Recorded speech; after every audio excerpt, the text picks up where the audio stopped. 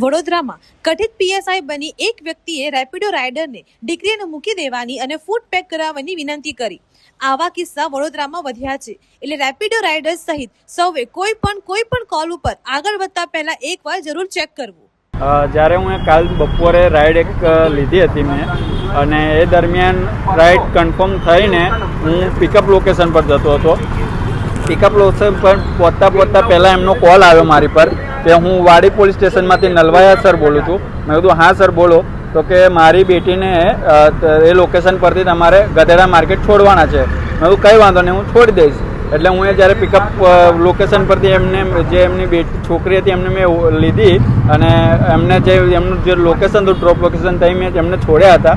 ત્યાર પછી મેં પેમેન્ટની વાત કરી હતી કે મેડમ પેમેન્ટ कर दो, તો કે હા वो 1 મિનિટ में कर देते हैं, तो તમે મને જીપે કરી દેજો, હું કલેક્ટ કેશ કરું છું।